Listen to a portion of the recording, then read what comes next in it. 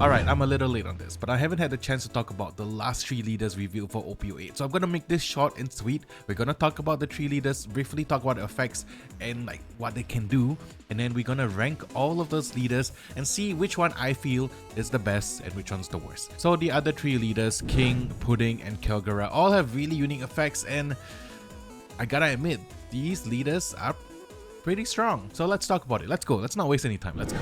Alright, so let's start off with King. King is a purple-black leader, 5000 power, 4 life, part of the Animal Kingdom Pirates. Very important thing to take note of that he has that trait.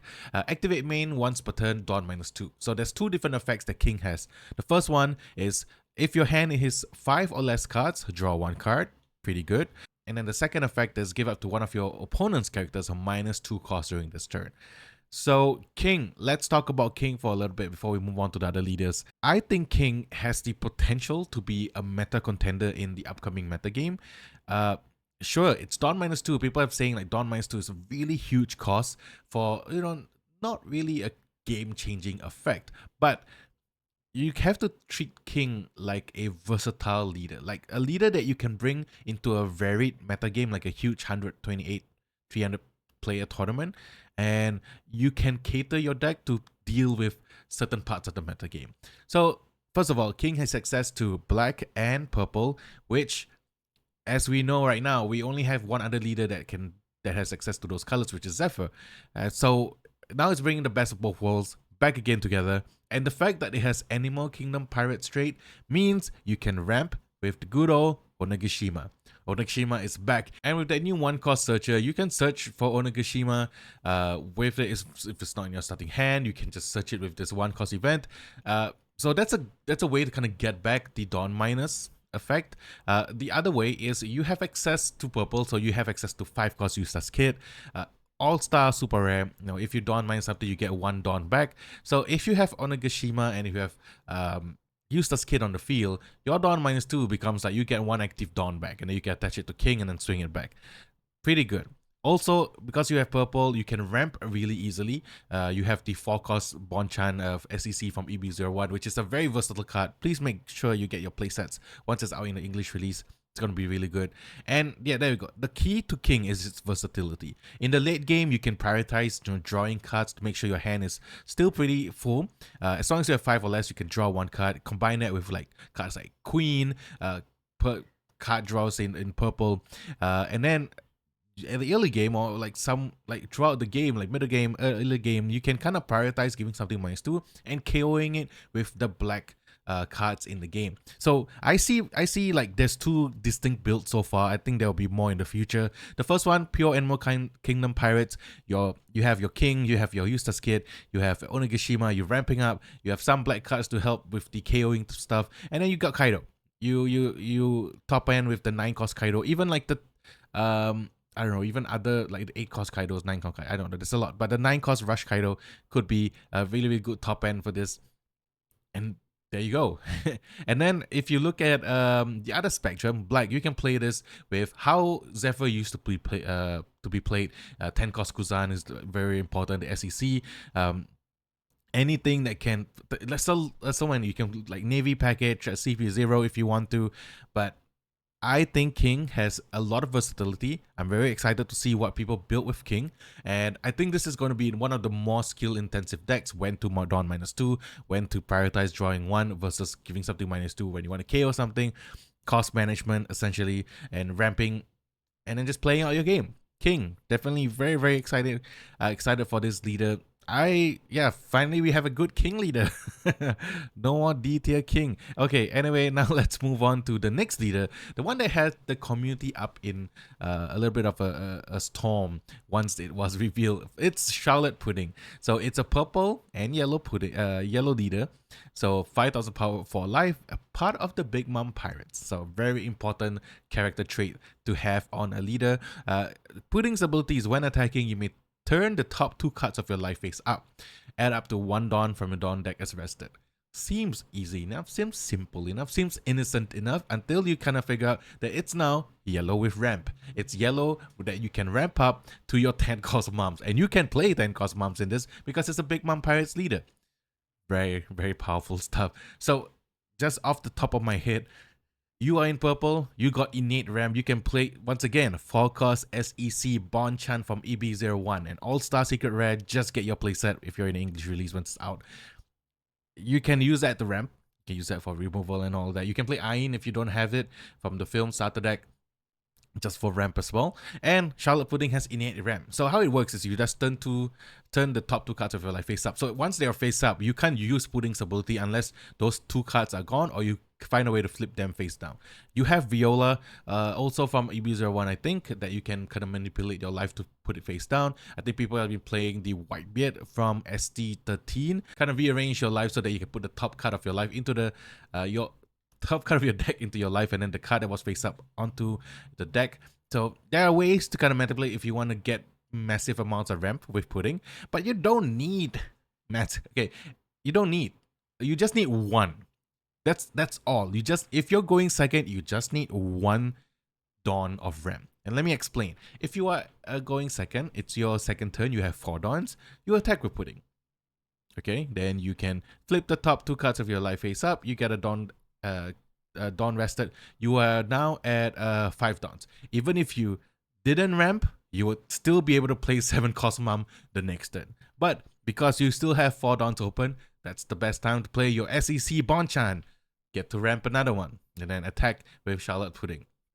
I mean, you would have attacked with Charlotte Pudding, or you can play Bonchan first and attack. So now you have 6 Dawns. The next turn you have 8 Dawns. Here's your choices. You get to play 7-cost Big Mom. You get to play 8-cost Katakuri. Have your pick. And then that's your 3rd turn, by the way. That's your 3rd turn. On your 4th turn, you have your 10-cost Mom. As long as your hand has the payoff cards and 1 source of ramp plus Pudding as the ramp ability, you are going to be in such a powerful position that it's not even funny.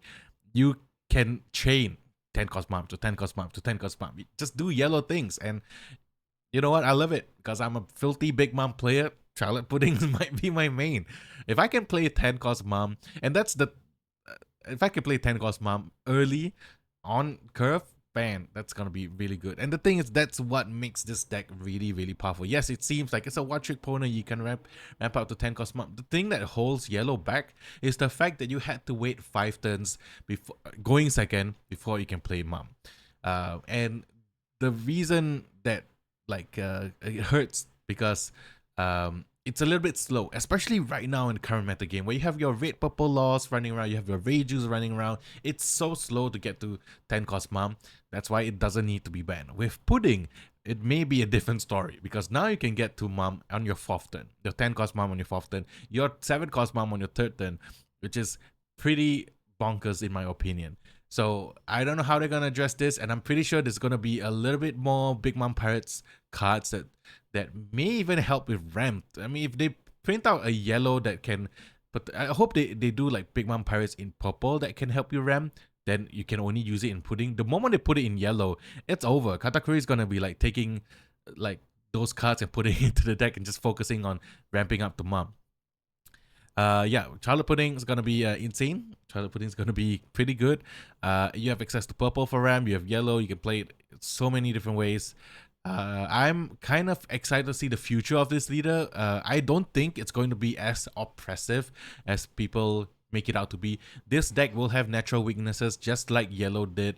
Rapilo, Reiju, a little bit of the more aggressive decks out there would still give this deck a little bit of a run for the money.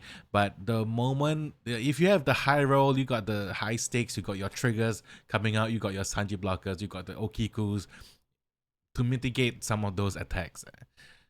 Yeah, you're gonna be peachy, man. You're gonna be peachy. Oh, Charlotte Pudding, can't wait to see it. All right, now I talked a lot about that. Let's move on to the last leader first, KALGARA. So the initial leaked kind of list of leaders said that the last leader was going to be Nami, like specifically 8-hit Nami. I'm kind of glad that it's not Nami after thinking about it, because I was like, oh damn, I'm stuck playing Vegapunk.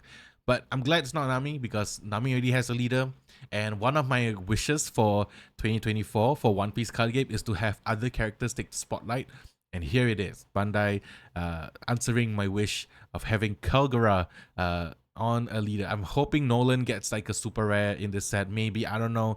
But KALGARA, pretty awesome. So let's talk about KALGARA. It's a yellow leader. It's a 5,505 life, so pretty standard. Part of Jaya, part of Sky Island, and Shandorian Warriors. The important thing is the Shandorian Warriors, because Dawn 1, when attacking, put a character with the Shandorian Warriors type from your hand into play that has a cost equal to or less than the number of Dawn you control. Then if you have played a card, put top card of your life into your hand. So it's a little bit of cheating your kind of Shandorian Warriors cards out very, very quickly. As long as you kind of are on curve, maybe like if you go second, you have more options to play with. But from what we've seen so far from the Shandorian Warrior cards that we have, not a lot of them are really powerful, and they kind of topped out at like 5. So I'm expecting to see a little bit more Shandorian Warrior support, probably a super rare here and there, KALGARA super rare, that would be really good, and that KALGARA can cheat out when attacking, so that's pretty awesome as well. So this leader has like massive potential, but we need to see the cards that go around it. So I see it going two ways. I see it either going to be something like a Vegapunk, where it's kind of tied towards like the Egghead Island stuff, for in this case the Shandorian Warrior stuff, and then you just put in like your 9-cost Yamato, your 10-cost Ace secret rare that lets you heal, and then also even your 7-cost mom, like generic good yellow top end cards that you can put in. So early game you're kind of spamming out your Shandorian Warriors, and then and then late game you're just playing all the top end yellow stuff, which is fine, you know. But you know, it can get a little bit boring, and that's coming from a yellow player.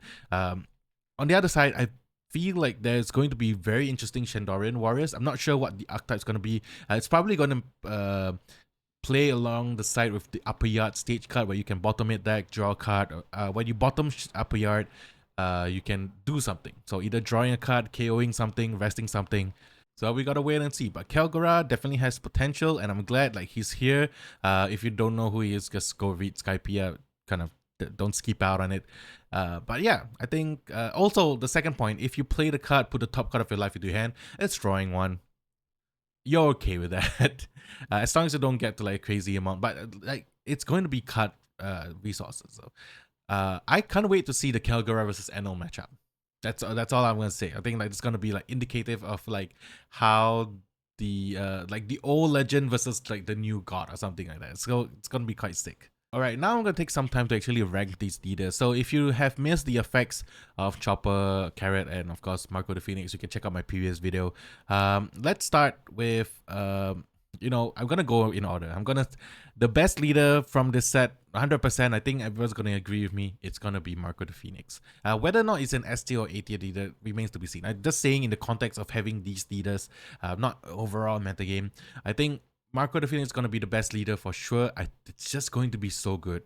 And the reason why I say it is because it's natural built-in card draw on a leader, or card manipulation on a leader. Yes, it's not free like Sakazuki because you need to put 1 Dawn on it, but the fact that you can dig a little bit deeper into your deck immediately makes it S tier. And I may be wrong. This may not be like the best leader overall. I just think that it's the best leader out of all of these other leaders. The A tier leaders, I'm going to put 2 of them. The first one, of course, is being King. I think King is going to be one of those slept-on leaders, going to be very versatile. Black and purple, just a great, powerful color combination.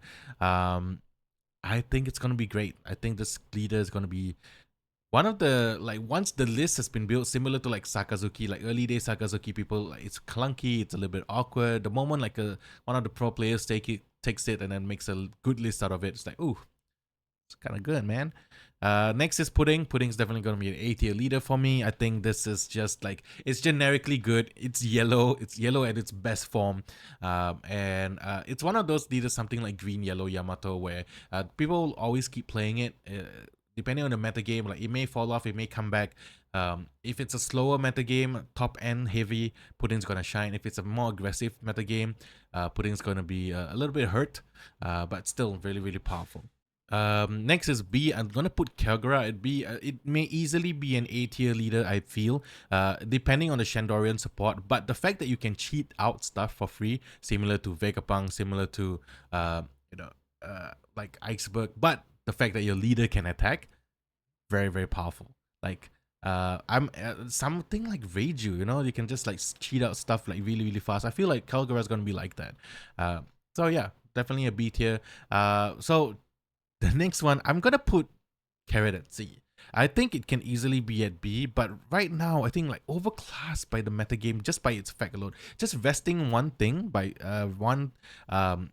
if I have like just activating main once per turn. If you have a character with Ming's type in play, vest up to one of your opponents, cost 5 or less characters. I feel like it's not that strong. I feel like it's just generically good for green. And like in that case, I rather play something like Bonnie, you know, something that I can interact with my opponent's turn instead of on my turn. If I rest something and I can attack into that character, I can KO it.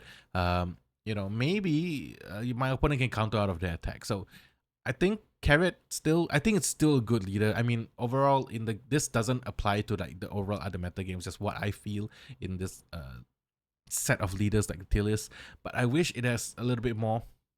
But right now, I just don't feel it. And lastly, and I'm sorry, my man Chopper, I'm going to put you in D tier. I think Chopper is one of those leaders that you play for a while and then you're like, oh, okay. All right, I'm just going to move on. It's going to be one of those leaders that you collect. Because I'm pretty sure the alternate leader for Chopper is going to be like super good. But playability wise, I just don't think Chopper is good. I mean, please prove me wrong so that please create a deck list that is good with Chopper that I can play. Because I would love to play Chopper as my main. But I haven't seen full animal stuff, and giving something one dawn, I mean, like, I'd rather play Zoro. I'll drop the green and I'd just rather play Zoro. Unless it's a really, really strong green super rare that works very well with Chopper, then this list might change. But as of now, I'm going to put it at D. So let me know what you think. I'm going to come back to this list like in once, like maybe midway or end of OPO8, just to kind of talk about the leaders again and whether I have a feeling that at the end of it, it's going to be something like this. I don't know. I think King is just really powerful. But for now, I'm going to put Marco the Phoenix at top because it's Marco the Phoenix and it's pretty good. It might be something like this. Something like that. That's how I feel. I think KALGARA, depending on the cards that we get, might be kind of slept on. So anyway, that's it. Yeah, hope you guys enjoyed the video. I just really want to talk about the last few leaders and make this tier list. I think OPO8 is going to be a really, really exciting meta game unless everyone just plays pudding, and then that's it. We're going to have Big Mom meta for days. I welcome our Big Mom overlords. Anyway, thank you so much for watching this. I'll see you guys in the next one. Sorry I've been gone for a while. And yeah, see you guys in the next one. Peace.